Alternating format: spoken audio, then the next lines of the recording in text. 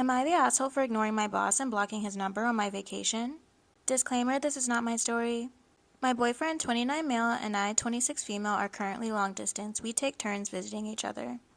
He came to see me after almost 2 months of not seeing each other. We were finally able to make plans. I requested to have 5 days, which was approved from my job. I've worked there for 6 years. It was after my shift and I was heading out. I had to pick my boyfriend up from the airport. I clocked out, and while I was saying bye, my new boss of 2 weeks stopped me and he asked if I could cover his shift since one of my coworkers called in sick. We were short-staffed and he needed me to stay for a couple more hours. I had a 10-hour shift and I was exhausted. I responded, no, I'm sorry and unable to, and I can't stay late. I have it covered before.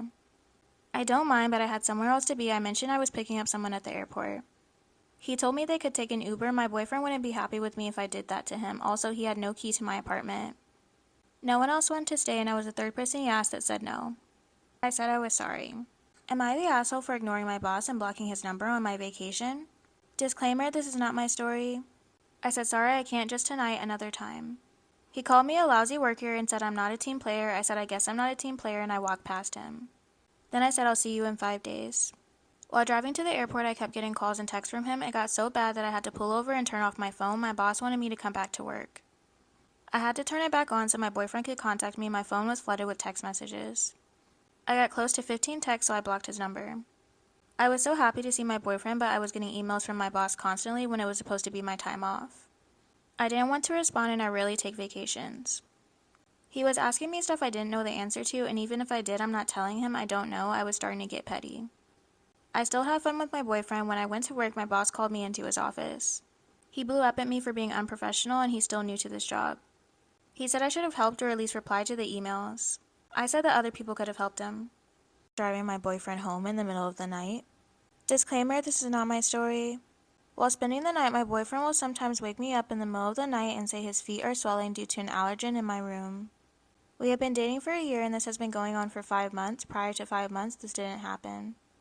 In order to accommodate his allergy, I have had my carpets professionally cleaned 5 times, purchased all new bedding, purchased air filters, purchased a new couch for my living room, and most recently, hardwood floors put in place of the carpet rooms. My boyfriend owns a house with his ex-girlfriend who he is still living with, so going to his house is not an option. When his feet swell, it's in the middle of the night, he wakes me up, and usually he will then leave. It's almost always dramatic and can take anywhere from 5 minutes to 2 hours before he decides he's going home. I have a demanding job as a director of multiple programs, and I have told him I can't be woken up in the middle of the night because it negatively impacts my ability to work. Since getting hardwood floors put in a couple of weeks ago, his allergies have subsided. A couple of days ago, he wanted to spend the night and asked if I could pick him up because he was having car issues and he lives 40 minutes away. That night, I took NyQuil and put in earplugs because I had an important meeting in the morning and couldn't risk not getting sleep. My 9-year-old had fallen asleep on the couch while we were watching a movie. Around 2 a.m., I woke up to him making loud noises, opening and shutting my windows and doors. I ignored it, but he got louder, then told me his feet were swelling. I told him I would move my 9-year-old to her room and he could sleep on the couch. He said no, so I told him he could sleep in my 9-year-old's room, and he said no again. He then said he might sleep in my car. I went back asleep and I didn't offer to drive him home. I woke up the next morning to text from him asking to be driven home as soon as possible.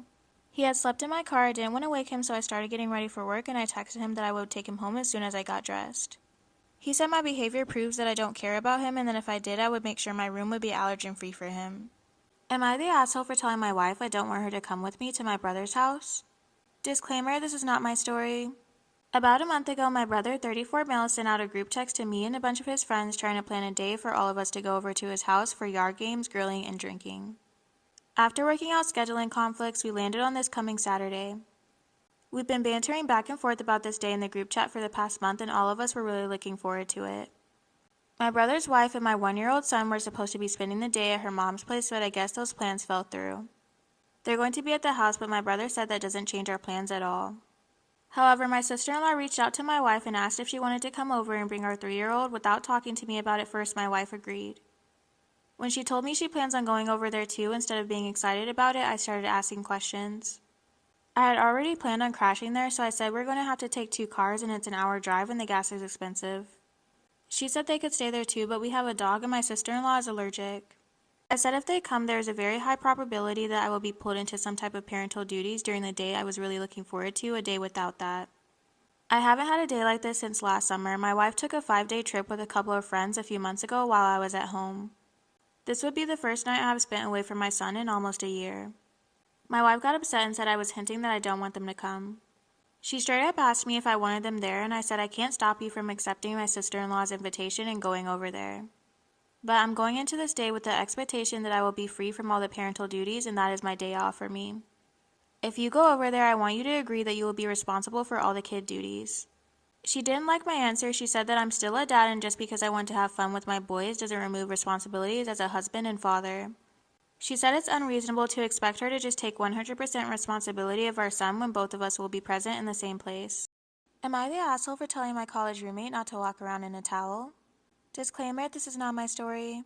My 19 female fiance, John, 26 male, are engaged after a termless few months. I saw flirty messages between him and a coworker, but we are finally both at a place to move on, and he proposed. We are both excited. He has been staying in my summer dorm while I work and do my summer classes. I share this dorm with 3 other girls and we all get along. The girl next to me, Jane, 20 female, is gorgeous with an amazing body. She knows how to dress, and on top of all that, she's smart, but I have one problem with her. She wears a robe or towel after showering. The bathroom is about 5 feet from her room and she always just rushes back to her room after showering. John was over while I was at work and stopped her in her towel to talk to her while she was dripping wet. He apparently asked her how her classes were and he held her up, not letting her go back in her room. All of this was according to Jane. She texted me right after it happened and she said it made her uncomfortable. I called John and he said yes, it happened, but not like how she said. He was asking her about classes and didn't even realize it could be construed as inappropriate. Well, Jane told the other roommates and all gave stories to me on how he just hangs around Jane and it's been making her uncomfortable, but she wasn't sure if it was over niceness or flirting. Well, I think she's just manipulating them, so I texted her, please don't talk to me or John for the rest of the semester. You made him uncomfortable and ruined our friendship with your lies. Next time, cover up your body and wear a fucking towel. Now everyone is mad at me, even John. The RAs have revoked my guest policy, so now I have the trouble of sneaking him in. I know he talked to her while she was in a towel, but he's committed to me and he wouldn't flirt with her at all. Did I go too far with the message? I feel like I'm the only person who can see through all her lies. Am I the asshole for my husband making divorce threats? Disclaimer, this is not my story. I, 35 female, am married to an orthopedic surgeon, 35 male. I love him more than anything in the world and he makes a lot more money than me. We have 2 children and I've known him since we were 20, but we've been having issues. Even though he had 2 parents in the household, he grew up a very poor black kid in a drug and gang-infested ghetto on the south side of Chicago. Despite this, he skipped silver grades, went to college and medical school, and became an orthopedic surgeon at 27. But he has a hard, physically demanding job and works odd hours, and I think it screwed up his life. Because of his upbringing, he's still very cheap and prefers to live way below our means. I'm not like that, and I've admittedly gone a little overboard in the past with jewelry, Gucci purses, and stuff, but I try not to. A few weeks ago, I went through his phone and found a Reddit post he made. He said he now understood the quote, all men lead lives of quiet desperation. Emotionally, he doesn't feel anything but a slight dull ache in his chest. And he doesn't feel love for anyone but his kids.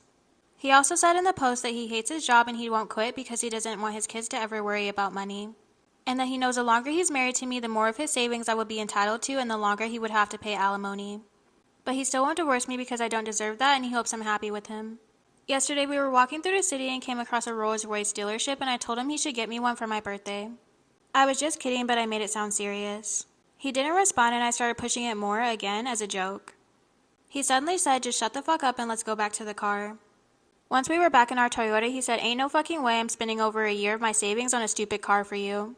I said, since all of his money is mine too, I could just buy it on my own.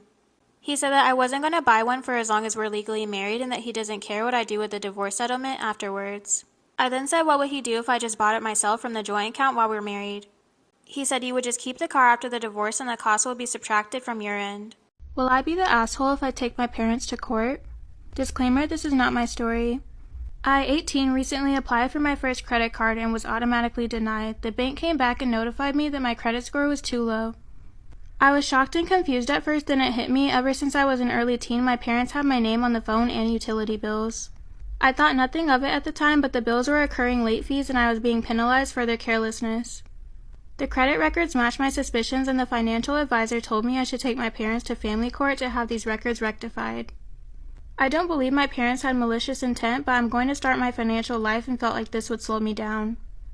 I've reached out to my parents about this and they've taken it very personally. I'm not sure they understand the extent of the situation or the consequences of their actions. All I know is that I have to put myself first.